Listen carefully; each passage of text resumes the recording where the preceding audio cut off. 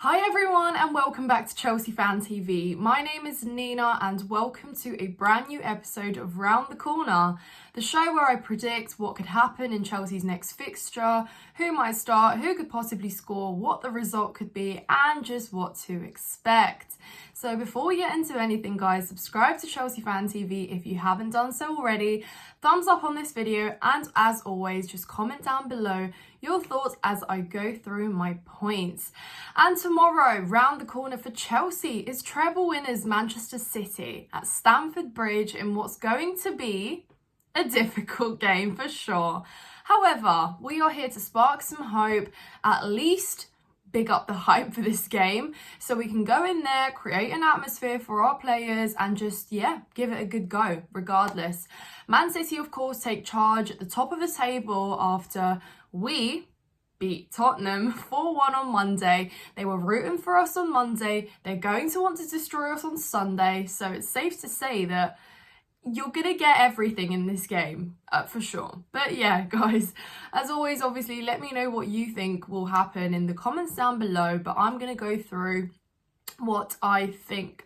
And taking into consideration Pochettino's press conference yesterday, I think it's safe to say that we might expect to see pretty much the same sort of lineups that we have been seeing. Like I said, one thing I like about Poch is that he is sticking to this one lineup with a couple changes here and there, but nothing too drastic where we're seeing a different starting 11 every single week. We saw that last year that didn't work for us. Last season, if anything, it tripped us up. It made things a lot more difficult. There was no cohesion. It just inhibited consistency, etc. So it's good to see that we are still kind of sticking to the same lineup, and I think that's what we'll see.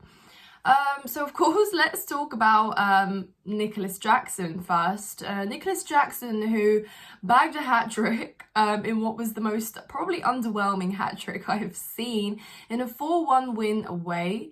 Yes, we've been urging for him to get some goals. Yes, we've been shouting for him to get some goals, but we were a little bit disappointed. But yeah, at the end of the day, hat-trick's a hat-trick, goals are goals. So we know that Jackson is someone who feeds off goals. His confidence grows from goals. So if we want to take that into account, then hopefully it gets to be converted into a positive and he has more confidence. So that being said, I think Jackson will start in this game just because we do want to play with a centre forward. It's obviously just been our biggest kind of question mark in the last few years, like who is that centre forward that can put chances away? I'm not saying it is Jackson, but at least until January it has to kind of be him. And look, he didn't play against Arsenal, and we could argue that that was probably a better game. When he did come on, he struggled. But he didn't play against Arsenal because of that whole wrist thing, isn't it? It wasn't really a tactical choice. It was just the thing that Poch didn't see him fit for starting. So he didn't. But actually, it worked out kind of for the better because we did put a good performance on against Arsenal. Against Tottenham, we sort of struggled, didn't we? Like, he wasn't really threatening up front. It's not like he was breaking through their defenders and, one-on-one, taking them all on, passing through and scoring his goals. It wasn't like that. But really, I think what Pochettino is trying to prove is that he wants more from Jackson, and in order to get more is to play him again. So I think he probably will start because, like I said, he hasn't been playing that well recently.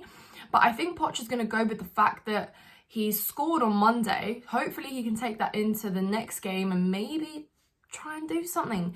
Even though playing against Manchester City is probably the hardest game to expect that. But hey, the only way we get something out of that game is if we finish some chances, And this is a good time, guys, to throw in this little fun stat for you, which isn't very fun, but it's interesting to say the least. Since we beat Manchester City in the Champions League final, we have lost in 6 successive games and haven't scored a single goal. So if my math is mathing, that is not a very good and fun statistic. We lost 4 times to them last season. They knocked us out both domestic cups and cut our hopes short even before they began, really. One of which was a 4-0 defeat, and the others, I believe, were 1-2 nils, really. So when you look at it that way, yes, we haven't always suffered a massive scoreline from Manchester City, but we sure have struggled to score. We know that this is our biggest challenge yet again. So for me, it truly comes down to, can we finish a chance? And we know that's been difficult, and that's the only way to score, obviously, get something out of that game. And we know Manchester City are prolific, clinical in front of goal. So really that is always one thing that they have on us, above us right now. So if we're looking at that, we're looking at quality as well. If we're looking at consistency as well, despite Manchester City having a couple rocky games here and there, you know, your Wolves and your Arsenals, we know that they still, when they're up for it right now at the top of the table, they can go on an unbeaten run if they want to. And thank you so much, Pep, for coming out with the Chelsea have something good building for them. I swear he says that like every single year. But anyways, you know, that aside, let's look at ourselves. Obviously, we're going to have 2 former Manchester City players starting in the names of Raheem Sterling and Cole Palmer. I think both start, guys. Raheem Sterling, we know that regardless of his form, regardless of how he's playing, Pochettino will start him in the big games. No ifs, buts or maybes. I don't see a world in which Raheem Sterling will be dropped for a Manchester City game. Ain't no way. No matter how much I want to see Mudryk play, Mudryk start, get some minutes, this won't be the game where Pochettino starts him.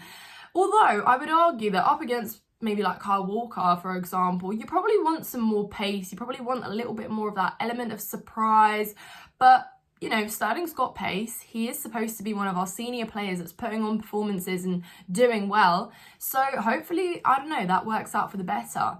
But yes, it will be interesting to see that we have some Manchester City former players up front.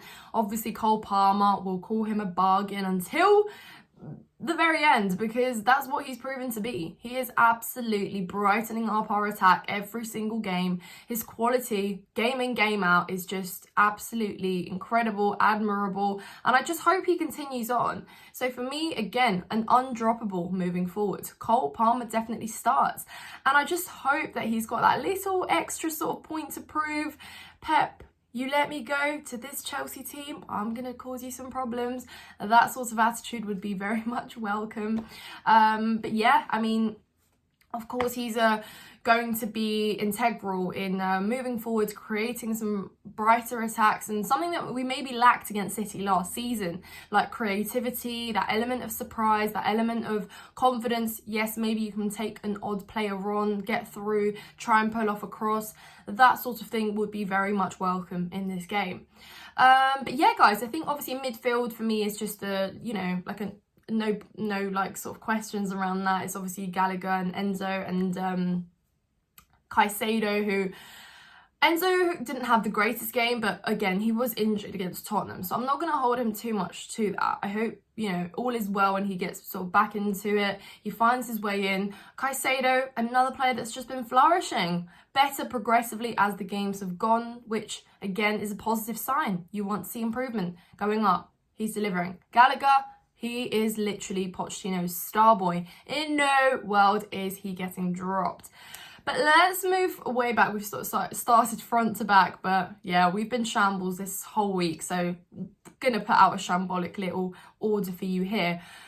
Our back line, guys, very interesting. Of course, Robert Sanchez is going to be in goal. However, moving in front of him, we obviously have the options of Malo Gusto and Reece James in that right back role, and we've seen that Reece James was very integral. I thought he was really helping us out. Even his presence just up against all that fiery sort of atmosphere away at Tottenham, Reece James was constantly going up to the ref, constantly, you know, asking, questioning, fighting for his side to get the better decision, and that is the captain that you need in these games. So for me, Reece James starts, especially if they're going to be unleashing someone like Doku there on the left, who we've seen has also been putting on some good performances.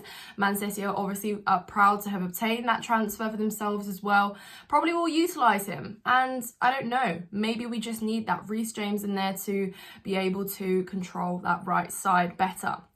And then moving along, centre-back roles, Thiago Silva for me starts. Like I said, these are the big games where we need his leadership, his intelligence and his experience to just read the game. Maybe, yes, you can say that Man City's front line is going to be too quick and way too dangerous for him to deal with or keep up with, but I don't believe that's true. I believe that we need Thiago Silva's, like I said, repeating myself, experience there, and he must start for me.